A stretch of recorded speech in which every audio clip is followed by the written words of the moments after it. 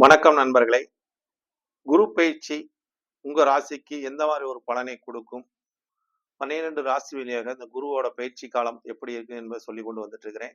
6வது ராசியாக கன்னி ராசிக்கு இந்த குருவின் பயிற்சி காலம் எப்படி இருக்கும்? குரு இப்ப இந்த மே மாசம் 11/5/2025 மதியம் 1 மணிக்கு மேல பயிற்சி ஆகிறார் ஞாயிற்றுக்கிழமை அன்னைக்கு. அப்ப இந்த குருவோட பயிற்சி கன்னி ராசிக்காரங்களுக்கு எந்த மாதிரி ஒரு பலாபலனை வழங்கும் என்பது அனைவருக்கும் ஒரு கேள்வியாக இருக்குது. இப்பதான் கண்டசனி வேற 7 சனி வேற பயிற்சி ஆயிடுச்சுனாங்க. இப்ப வாக்கிய ரீதியா இந்த பயிற்சி வாக்கிய ரீதியா அனைத்து கோயில்களிலும் இந்த குருவோட பயிற்சி காலம் நடக்கும். நீங்க மறக்காம போயிட்டு இந்த குரு உங்களோட ஜென்ம நட்சத்திரத்தை சொல்லி கன்னியா ராசிக்காரங்களுக்கு ஜென்ம நட்சத்திரம் என்று பார்க்கும்போது உத்தர நட்சத்திரம் வருங்க, அஸ்த நட்சத்திரம் வரும், சித்திர நட்சத்திரம் வரும். இந்த 3 நட்சத்திரத்துல கன்னியா ராசியில் பிறந்தவங்களுக்கு ஒரு அர்ச்சனை செய்து கொள்ளுங்கள். உங்க பேரை சொல்லி ஒரு அர்ச்சனை பண்ணிவது நல்லதுங்க. ஏன்னு கேட்டீங்கன்னா, இப்ப கன்னியா ராசிக்காரங்களுக்கு தொழில் ஸ்தானத்துக்கு குரு போகிறார். அதாவது கன்னியா ராசிக்கு 4க்கும் 7க்கும் அதிபதியா வரக்கூடியவர். ஏன்னா ஆதிபத்தியம் முக்கியங்க. இப்ப கன்னியா ராசி நேயர்களுக்கு குரு பகவான் பாதகாதிபதியா வரக்கூடியவர். இந்த பாதகாதிபதியா வரக்கூடிய குரு பகவான் பாத்தீங்கன்னா 10ஆம் இடம் தொழில் ஸ்தானத்துக்கு போறார். அப்போ பாதகாதிபதி உங்களோட தொழில் ஸ்தானத்துல போறார். அப்ப தொழில் ஏதாச்சும் நமக்கு பாதகத்தை ஏற்படுத்துமா என்பது ஒவ்வொருத்தருக்கும் ஒரு சந்தேகம் எழலாங்க. அதனாலதான் உங்களுக்கு பேர்ல நீங்க அர்ச்சனை பண்ணிக்கங்க, உங்களுக்கு பாதகம் இல்லாம சாதகம் நடக்கிறதுக்கு. அதே மாதிரி இந்த குரு பகவான் 10க்கு போனாலும் உங்களோட கம்யூனிகேஷன் சொல்லக்கூடிய இடத்துக்கு தான் போறாரு. கமிஷன் அடிப்படையான ஒரு தொழில். அப்போ உங்கள் தொழிலில் காலம் ஒரு முதலீடு போட்டு தொழிலை விரிவுபடுத்தலாம் என்று பார்க்கும் போதெல்லாம் அதெல்லாம் செய்யாம இருப்பது நல்லதுங்க. ஏன்னா குரு அங்க இருக்கிறதுனால பெருசா நீங்க எது செஞ்சு மாட்டிக்க வேணாம், இழப்பை சந்திக்க சரியாதீங்க. அதே மாதிரி குரு பகவான் இந்த காலகட்டத்தில் உங்களுக்கு 10ஆம் இடத்துல இருப்பதனால நீங்க இருக்கிற செய்யற வேலையில கவனமுடன் செய்ய வேண்டும். இல்லாட்டி 10ல் இருந்தா பதவி பறிபோகும்னு சொல்லி ஒரு ஜோதிட சொல்லாடல் உண்டுங்க. பதவியை இழப்பாங்கன்னு சொல்லுவாங்க. ஆனா ராவன் 10ல் இருக்கும்போது தான் தன்னோட பதவியை இழந்தாராம் அப்படிங்கிற ஒரு வரலாறு தாங்க. அதனால எல்லாத்துக்கும் அதெல்லாம் நடக்காதுங்க. நமக்கு நேரங்கால சரியில்லைனா தான் நடக்குங்க ஜாதகப்படி. அப்ப இந்த குரு 10ல் இருப்பதனால அவரோட பார்வை சுப பலனை கொடுக்குங்க. அதாவது குரு இருக்கிற இடத்த தான் கெடுத்துருவாருங்க.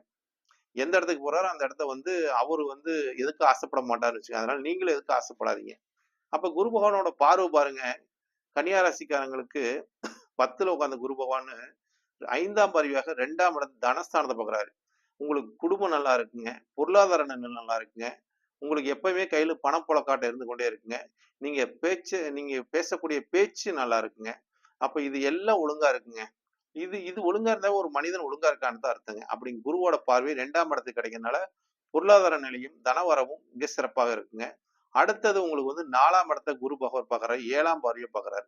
7ஆம் பார்வையை பார்க்கும்போது உங்களுக்கு என்ன, இந்த காலகட்டத்தில் கன்னியா ராசிக்காரங்களுக்கு ஏதாவது இடம் இல்லைன்னா இடம் வாங்கக்கூடிய தன்மை, சொத்து சேர்க்கை ஏற்படக்கூடிய தன்மை, வாகனத்தை மாற்றக்கூடிய தன்மை, புது வாகனமா வாங்குவாங்க, பழைய வாகனம் வாங்கக்கூடாதுங்க. ஏன்னா குரு எப்பவுமே பழச விரும்ப மாட்டாருங்க, புதுசு தாங்க அறிவிப்பார். புதுசா இருக்கு, நல்லதா இருக்கணும் அப்படின்னு தான் சொல்லுவாரு. எந்த ஒரு இது இருக்கக்கூடாது, அல்ல ரிமாண்ட் பார்க்க இருக்கக்கூடாது அப்படின்னு பார்க்கக்கூடியது கன்னியா ராசிக்காரங்களுக்கு புது வாகன யோகம் வாங்கக்கூடிய அமைப்பு, புது இடம் வாங்கக்கூடிய அமைப்பு, வீடு கட்டக்கூடிய அமைப்பு, இதெல்லாம் இருக்குதுங்க. இதுக்கு மேல என்னங்க வேணும் அப்படிங்கிற தன்மையா இருக்குதுன்னு வச்சுங்க. அதாவது குருவோட பார்வை 5ஆம் பார்வையும் 7ஆம் பார்வையும் சிறப்பான ஒரு பார்வைங்க. ஆனா அவரோட பார்வை 9ஆம் பார்வை வருதுங்க. அது 6ஆம் இடத்தை பாக்குதுங்க. எதிரிக்கு தாங்க நன்மை, நமக்கு நன்மை இல்லைங்க. அப்ப எதிரி நன்மை அடையறான், நமக்கு நன்மை இல்லை. என்னன்னா 6ஆம் இடத்தை குரு பார்ப்பது உங்களுக்கு பெருசா ஒன்றும் ஆதாயம் இல்லைன்னு சொல்லுதுங்க. இருந்தாலும் உங்களோட இந்த காலகட்டத்தை நீங்க உங்களுக்கு குடும்பஸ்தானம் நல்லா இருக்குது, பொருளாதார நிலை நல்லா இருக்குது, இதெல்லாம் பார்க்கும்போது நீங்க செய்யற வேலையை மட்டும் கண்ணும் கருத்துமா செஞ்சுட்டு வந்துட்டீங்கன்னா, வேலையில எந்த அவைப்பேர் இல்லைன்னா உங்களுக்கு இந்த 6ஆம் இடம் கூட குருவோட பார்வைங்க அதுல நீங்க தப்பிச்சுக்கலாங்க. 6ஆம் இடம் தொழிலை குறிக்கக்கூடிய இடங்க, உத்தியோகத்தை குறிக்கக்கூடிய இடங்க. உத்தியோகத்தை நீங்க ஒழுங்கா பாத்தீங்கன்னாவே உங்களுக்கு இந்த காலகட்டம் எல்லாமே சிறப்பான ஒரு காலகட்டமா இருக்கு. இந்த குருவோட பயிற்சி காலமும் ஞாயிற்றுக்கிழமை நீதான் வருது. ஞாயிற்றுக்கிழமை விசேஷங்க.